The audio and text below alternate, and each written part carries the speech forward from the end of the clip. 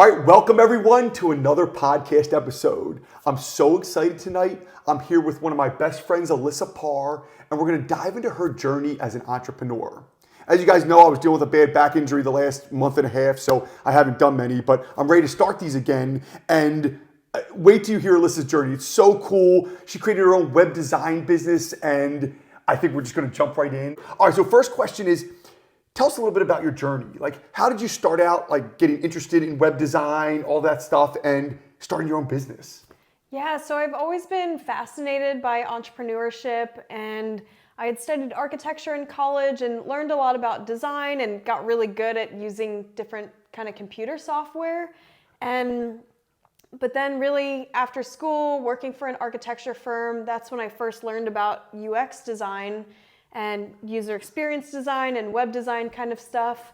And it really opened up this whole door for me of, like, whenever we're using our phones or going on people's websites, we're interacting with this thing that feels very personal to us, and learning how to design those types of experiences for people, and also branding and marketing and how to really convey who you are and what you do to your audience. Like, it's more of a feeling than a very tangible thing sometimes. Yep. And so, yeah, just curating that whole experience for people. And then, of course, like, running my own business and making that all possible. Just love that. Yeah, has brought a lot of fulfillment and very cool. Excitement. Well, yeah, thank you for that. Because, like, I have nothing but the utmost respect and admiration for entrepreneurs, and you going out there and really trying to make it. And it's not easy, you know, creating your own business. So very cool. Now, can you share with everyone about your services? Like, what are you providing? You have packages, like, what type of web design do you do? All that kind of stuff. Yeah, so my web design business is called Luminescent Dreams, and it's a boutique web design studio where I build websites for thought leaders, entrepreneurs, and change makers. So a lot of nonprofits, a lot of B2B businesses and consultants and educators. And I've become a well-known Squarespace expert. And so Squarespace, the web design platform, has me listed on a special marketplace for web designers who know the ins and outs of the platform. So my main web design services is that I offer custom web design packages. So for people who need a full website design or redesign, you can book a 3-week custom web design package with me. I've helped a lot of clients migrate from WordPress or Joomla or really outdated platforms and move their website onto Squarespace. And in that process, really confirm what needs to be changed, what needs to stay the same, maybe like modernize and reinvigorate their branding and graphics if needed. And so that's something I'm really good at doing, is like walking my clients through those kind of details associated with their website and brand. And then I also have VIP days, which are 4-hour website work sessions, where if clients of mine need some custom support on their website or just need content updated, they can book a 4-hour session with me, and we knock it out in that 4-hour window and confirm all the revisions and details on a video chat. And I've found that to be a much more efficient way to handle custom hourly kind of edits than a bunch of emails back and forth over a several-week span. And yeah, it's full transparency too. Like, sometimes my clients are really particular about what they want, and they can video chat with me the entire time and see the process. Wow. And I send them tutorial videos explaining how they can edit their website, and really teaching them and educating them along the way, especially because Squarespace is a platform, and many web design platforms these days are always updating and new features are rolling out all the time. And so I stay up to date on all that and help my clients feel prepared and empowered to do it themselves. But they also know when to come to me when things are just like a little bit more complicated. That's great. That's really cool that you have that approach where you help empower your clients to do that. Like, that's really awesome. What about so I see some of your websites, they're beautiful, they're incredible. Like, where does your inspiration come for that? Like, how does that work, with your designs? Yeah, so it's funny because I studied architecture in college, which is a very design-based kind of program, and I was one of the worst designers in my program, and I really didn't understand graphic design or branding until after college and really running my own web design business and just observing what other people are doing out there online, going on Pinterest. Anytime I'd be interacting with a website that I liked, I would bookmark it and save it for later, take a screenshot and put it in a special folder on my computer. And so I really, some of my design choices come from what works well with Squarespace, because Squarespace as a platform does have certain limitations.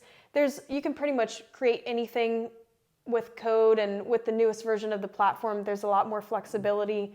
But when I first started out, there was a lot less flexibility, and so some of the designs, would just be what worked well with that and what would look good on mobile view when it converted and everything. But really, every single one of my projects, like I've always been really good at making collages, and instead of coming up with an idea from scratch, I like taking different pieces and elements. That's really cool. And sort of remixing them together. And through that process.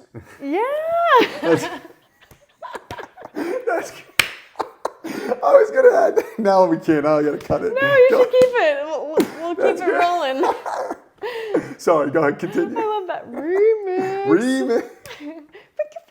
Yeah, that's what I was trying to do. Was that a fail? No, go ahead. No, we're gonna keep it in the video. Let it rip. It's up to you. But yeah, wrapping that up, most of what inspires me now while I'm building my clients' websites is that I take whatever current branding or photography or fonts and colors and all of that stuff that they have, and I kind of just have this intuitive sense of what is a little outdated and what maybe like could be changed and improved in order to make things just more cohesive. And oftentimes just choosing two main fonts, one font for the header, one font for the body text, is like, that makes things look a lot more cohesive. Narrowing it down to like 3 to 5 main colors for the website, just so that things visually look good, and then having consistent photography and graphic styles. Like, you wouldn't want a bunch of circles and wavy lines paired with like very boxy rectangular elements. Sure. And so really just kind of like finding the essence of somebody's brand through the feeling that's conveyed through like the colors and relationship of all the elements on the page. That's amazing. Sure. Yeah, that makes sense. And I would think you would, think about that per your client's business and brand and what their clients, their customers would want, and like, base stuff off that. That's really cool. Totally. Yeah. And some of the best website design advice I've ever received was like, your website should look like a reflection of like all of your clients combined, more so than just you and your personality. And so I've really thought about that, especially with my own brand, is that I want my online presence to be something where my clients take it seriously and they feel comfortable, and like, I don't know, there's just this good synergy with it. That. And because there's that saying, your vibe attracts your tribe, and 100%. And so really getting that right is important, and especially with copywriting as well. And I only do some copywriting for my clients, and I have friends that I can recommend them to if they need expert help. But all the way down to like what kind of call to action your button says, and what the headline is on your website, and how all of that's important, structured and written, like really makes a big difference. Sure, that's great. All right, so my last question for you is, can you tell everybody a little bit about a day in the life of a web design entrepreneur? Yeah, so a typical day in the life, let's say I have a VIP day with one of my clients. So that's a 4-hour website work session with them. I'll probably start the first 2 hours of my work day catching up on emails, doing maybe a social media post or recording a YouTube tutorial video, some kind of like marketing related thing for my business. And then about 20 minutes before the start of my VIP day with my client, I'll read their questionnaire that they filled out ahead of time, log into their website, make sure I have everything prepared to get ready for our 4-hour work session. And then at the start of our VIP day, my client logs in, we have a video chat together, just confirming what we're working on. Then we'll hop off the video chat, I'll go work on their website in Squarespace with whatever custom edits that they need made. Sometimes I end up using Canva too if I'm doing some custom design work or getting into the details of different things. And so really like for 3 hours, I'm like full tunnel vision, flow state, making all these custom edits to my client's website as fast as I can. And then about like 3 to 3.5 hours into our session, my client and I regroup on a video chat to screen share, walk through their website, confirm all the details, and like I'm available to answer any questions that they have as well. And then we kind of wrap things back up. My client can remove my permissions and access to their website afterwards if they want. And they have the option of having me send them a tutorial video as well, where I just explain like how to edit their website with the specific things that I worked on that day. So yeah, by the end of that, that's like a pretty complete day for me. And I'll probably like do some email checking or whatever before the day wraps up. That's great. That's great. Yeah, I know you work very hard and sometimes late into the night, and you provide a top quality service for your clients. It's really cool. Amazing. Yeah. I do have one second part. Something I thought of. Can you give any advice? So you've been through this now. You've created your own business. You've really worked hard to build this web design business. Any advice for future entrepreneurs who are looking to do something like this? Yeah, so I have a really awesome video that I shared for a group of college students all about what 3 years of entrepreneurship has taught me in starting my web design business. And that goes into a lot more details, but a couple big things I'd recommend if you want to start your own business is to either have at least 3 to 6 months of savings set aside for living costs and business expenses, or a part-time job up until you feel like you're financially ready to really go full-time in your business. That could help just prevent a lot of financial stress, because just having a vision and creating a business and building a website for yourself doesn't guarantee that you're going to have clients on a regular basis. And some other words of advice is to just really absorb as much content out there online, whether you're taking online courses or watching specific people's YouTube content. There's a lot of garbage out there too, but the more you look online, or just come talk to me and I'll send you to all the right people to watch for specific topics, because just continuing to learn and educate yourself and learn from people who've been there before just really speeds up the learning curve and the whole process. And I think just really telling yourself like, this is what I'm doing, starting to tell your friends and family members and have people take you seriously in that goes a really long way. And just marketing yourself. Marketing yourself. And when you first start a business, some of your first clients might be personal friends and family. That's what happened to me. Just people kept asking me to build their website for them. And I did it enough times that I was like, okay, maybe this should become a business, and I could do this for more people.